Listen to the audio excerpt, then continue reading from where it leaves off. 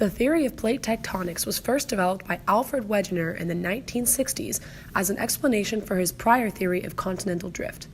It hypothesized that there is a rigid outer layer of Earth called the lithosphere, resting on top of the plastic asthenosphere, that is broken into around 20 rigid plates. These plates can consist of either continental crust, oceanic crust, or both. Combined, these plates wrap the entire Earth. This causes us to wonder, what happens at the boundaries where these plates meet? There are three types of plate boundaries: divergent boundaries, convergent boundaries, and transform boundaries. Divergent plate boundaries are where the plates are moving away from each other, pulling apart the lithosphere. These boundaries create mid-ocean ridges, a chain of volcanic mountains on the seafloor, that become the site of formation of new oceanic lithosphere when magma rises from the mantle and solidifies to fill the gap. Convergent boundaries have plates that move towards each other.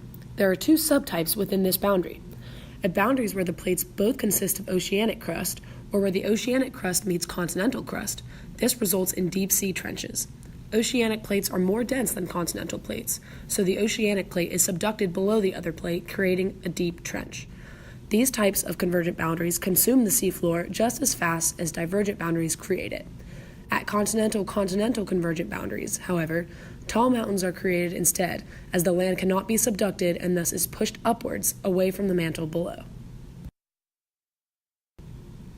At transform boundaries, the plates slip past each other side by side, parallel to the boundary. Man-made structures on these boundaries are split and carried in opposite directions with the plates. Here, crust is cracked or broken, but not created or destroyed. These boundaries are most commonly the site of earthquakes, a prime example of which is the San Andreas Fault in California. After analyzing the different types of boundaries, we must take a step back and look at the bigger picture. What causes this movement of plates in the first place? The simple answer is heat.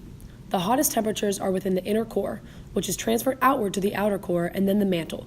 Convection of heat in the mantle transports the heat to the base of the lithosphere, at which point conduction in the lithosphere, or convection at mid-ocean ridges, transports the heat to the surface, driving the plates in different directions.